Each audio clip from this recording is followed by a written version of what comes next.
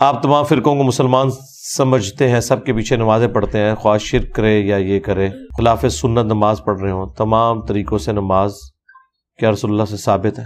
دیکھیں ان ٹاپکس کے اوپر تو میری پوری ویڈیوز ہیں، آپ ایک تفصیلی ویڈیو دیکھ لیں۔ شرک والے امام کے پیچھے نماز پڑھنا، اس میں نے پوری ڈاکٹرن بیان کی ہوئی ہے۔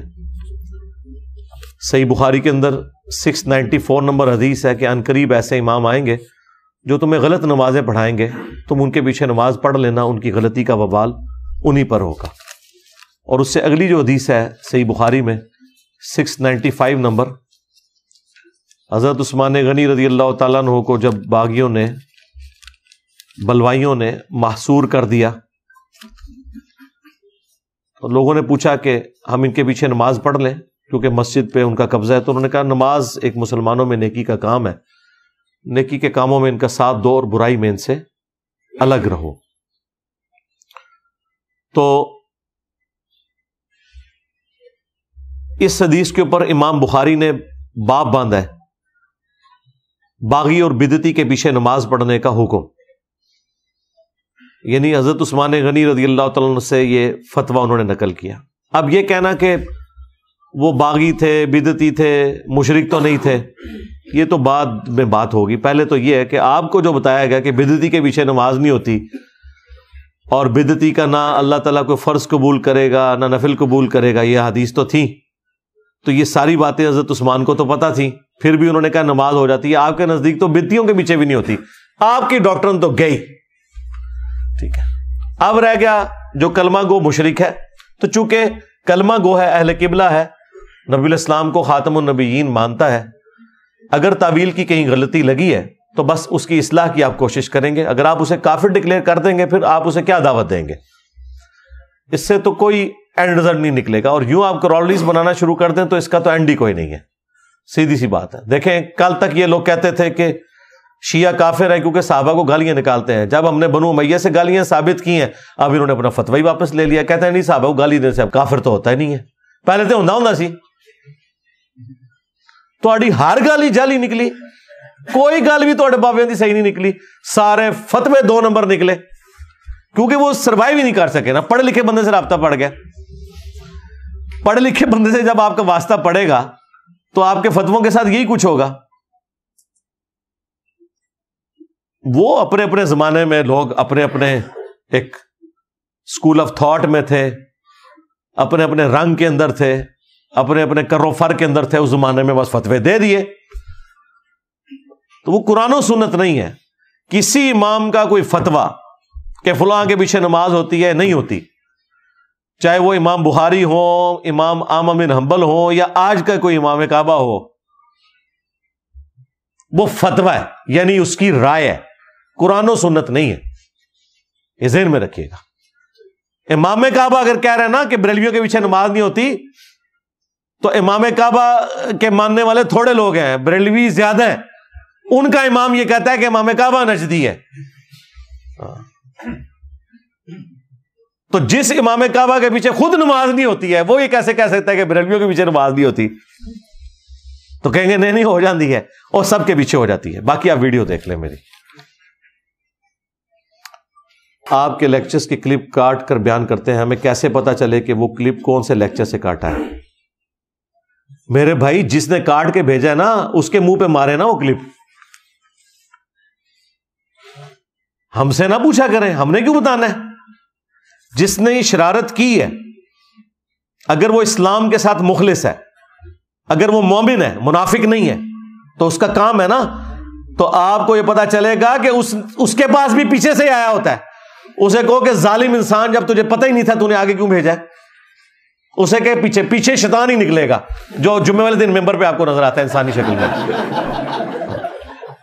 ہم نے نہیں کاٹ کے آپ کو بتانا، یہی ہماری جیت ہے کہ میں نے اپنے اسٹوڈنٹس کو بارہا کہا کہ آپ کے پاس کوئی کلپ آئے تو اس کو کہیں گے پوری ویڈیو بھیجو، اور قیامت تک نہیں پوری ویڈیو بھیج سکتا۔ اس بات کا ثبوت ہے کہ وہ کلپ انہوں نے صرف شیطان کے ہتھے چڑھ کے آپ کے استاد کو ڈیفیم کرنے کے لیے بھیجا ہے، لیکن اس میں سے نکلنا کچھ نہیں ہے۔ مجھے بتائیں آپ میں سے کتنے لوگ ہیں، ہاتھ کھڑا کریں ریئل ٹائم، جنہیں میرا تعارف نیگیٹو ہوا تھا؟ تو آپ لوگ یہاں تو نہ بیٹھے ہوتے نا, کلپ کاٹنے تھے ان کو. یہ جو حرکتیں کرتے ہیں نا, انہی سے پوچھ لیا کریں کہ پوری ویڈیو پیش کرو کدھر ہے, تو وہ نہیں پیش کر سکیں گے.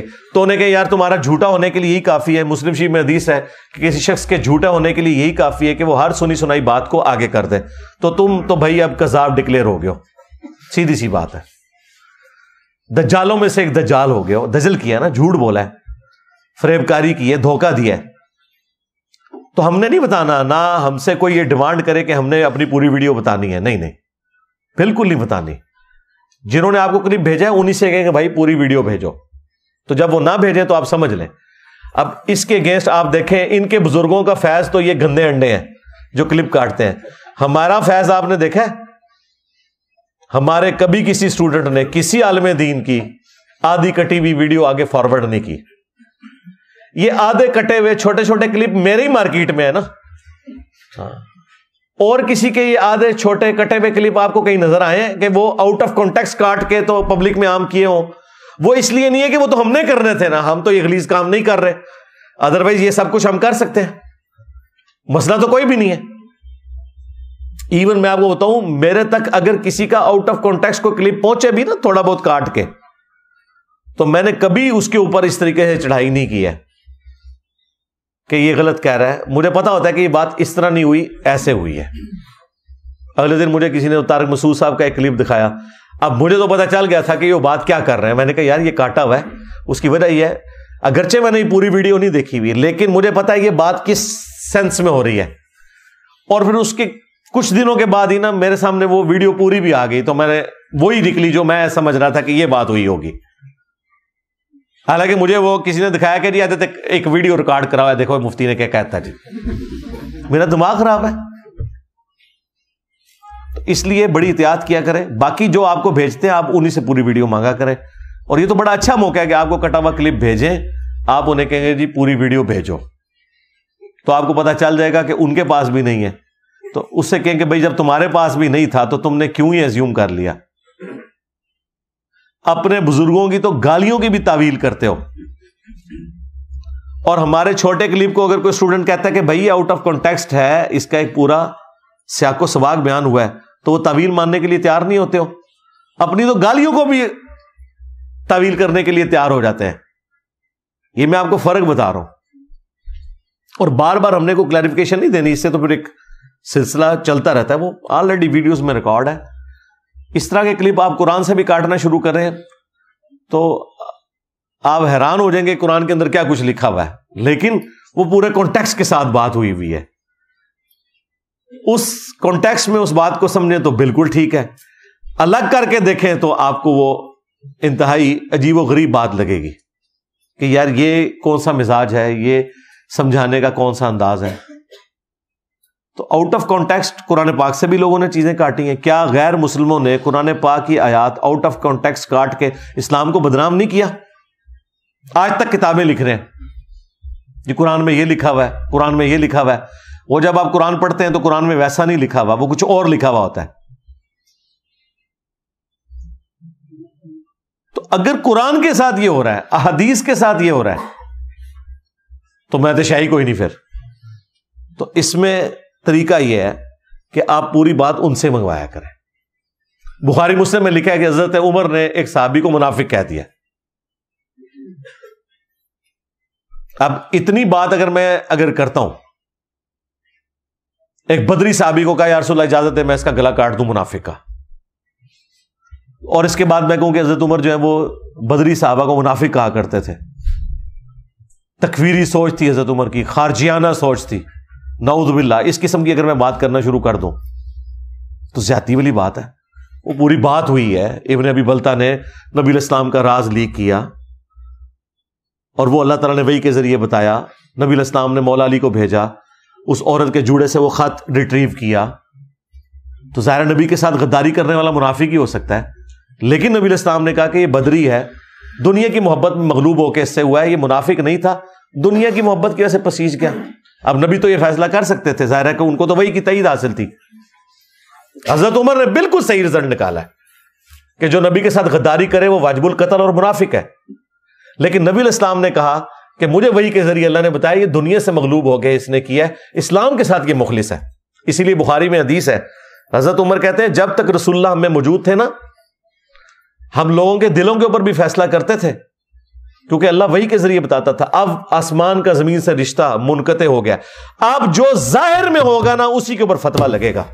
وہ یہ نہیں کہہ سکتا کہ میرے اندر یہ تھا، جو اس نے غدار، یعنی یہ ابن ابی بلتہ نے اگر حضرت عمر کے دور میں یہ کیا ہوتا تو ان کی گردن اترنی تھی، چاہے وہ بدری تھا، اس نے نہیں تھا بچنا، کیونکہ کون بتاتا کہ یہ دنیا سے مغلوب ہوا ہے یا اس نے مسلمانوں کے ساتھ غداری کی ہے؟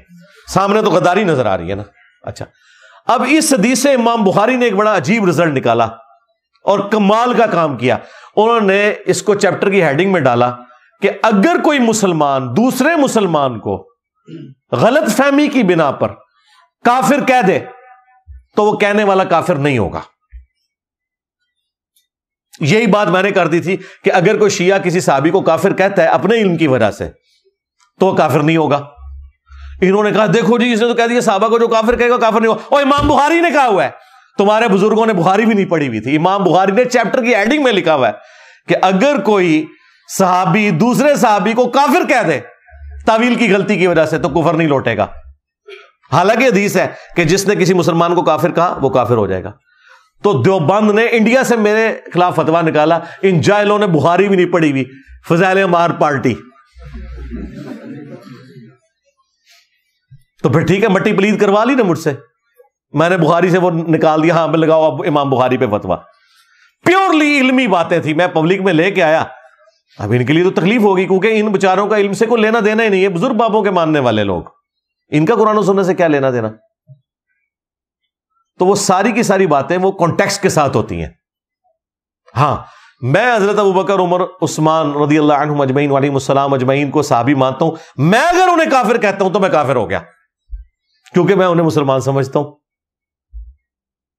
اور جو تعویل کی بنا پر یا غلط روایتوں کے انڈر آ کے ڈسیو ہو گیا، اور یار لوگ توحید میں گمراہ ہو گئے ہیں، صحابہ کی عظمت تو بہت نیچے کی بات ہے، لوگ توحید میں گمراہ ہو گئے ہیں۔ ایاک نعبد و ایاک نستعین پڑھ کے بھی بابوں سے قبروں والوں سے مانگتے ہیں، نہیں مانگتے؟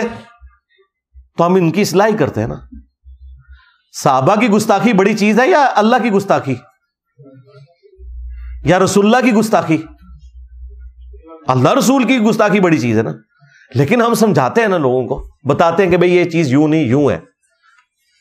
میں نے کبھی ان چیزوں کے اوپر جو کفریہ عقائد ہیں ان کے اوپر کبھی بھی میں نے کسی فرقے کو کافر نہیں کہا، میں اس عقیدے کو کفریہ بتاتا ہوں کہ یہ عقیدہ کفری ہے۔ باقی جسے تعویل کی غلطی لگی ہے اس کی ہم نے اصلاح کی کوشش کرنی ہے۔ شیعہ حضرات کے مطابق بخاری میں حضرت موسیٰ کی توہین کی گئی ہے، اس حدیث کا مطلب بتائیں۔ یہ جو میری ایک پوڈ کاسٹ بھی اویس ربانی صاحب کے ساتھ ریکارڈ ہوئی تھی، اس میں نے یہ سارے واقعات کو ڈسکس کیا۔ یہ اس طریقے سے نہیں ہے جیسے یہ کہتے ہیں۔ پہلے تو قرآن پہ آئے نا، قرآن میں لکھا ہے کہ حضرت موسیٰ علیہ السلام نے جا کے حضرت ہارون کی داڑھی کھینچ لی۔ یہ بخاری میں لکھا ہوتا تو انہوں نے کہنا تھا دیکھیں جی کتنی توہین ہو گئی ہے، یہ کیسے ہو سکتا ہے کہ نبی جو ہے وہ دوسرے نبی کی داڑھی کھینچے؟ ویسے یہ ہو سکتا ہے ایسے؟ ہم تو ایک دوسرے کی داڑھی کھینچنے کو غصے میں غلط سمجھتے ہیں۔ بھائی بشری تقاضا سا ہو گیا۔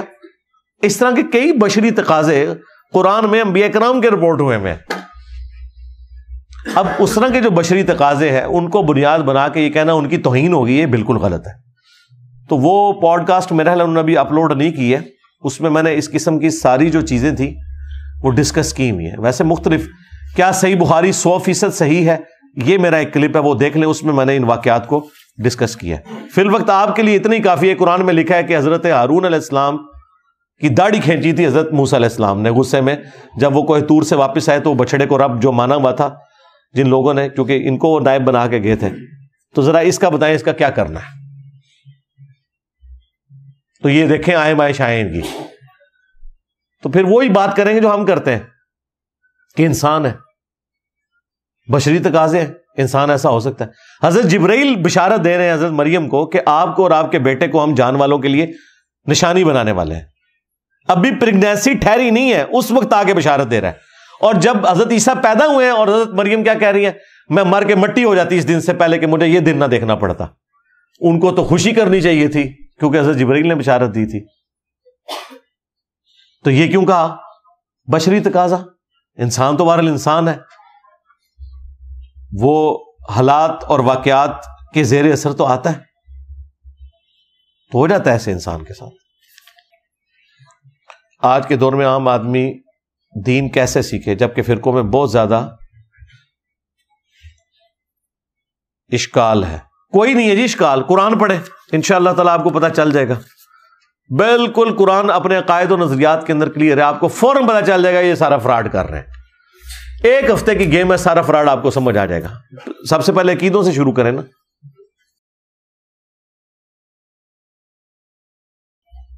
جو مولوی اپنی کتابوں کے انکاری ہیں، جب کتابوں میں گستاخیاں دکھائی جائیں تو ان کو کیسے جواب دیں؟ کوئی انکاری نہیں ہے، شیعہ کے علاوہ تو میں نے کوئی انکاری نہیں دیکھے، اسی لیے میں شیعہ کی گستاخیاں ہائی لائٹ بھی نہیں کرتا۔ مجھے پتا ہے کہ ان کے پاس بھاگنے کا راستہ ہے، وہ کہتے ہیں ہماری کتابیں ہی نہیں، ہم نہیں مانتے ان کتابوں کو۔ وہ کہتے ہیں تو آپ لوگ مانتے ہو نا، ہم تو اصول الکافی کی روایتوں کو بھی جعلی سمجھتے ہیں بعض۔ تو مسئلہ آتا ہے اہل سنت کا، تو اہل سنت کوئی نہیں بھاگتے جی، بالکل نہیں بھاگتے کتابوں سے۔ ہم نے جو گستاخیاں ہائی لائٹ کی ہیں وہ مانتے ہیں، اس کا ثبوت ہے کہ انہوں نے مناظرے کیے ہوئے، بھاگ کیسے سکتے ہیں؟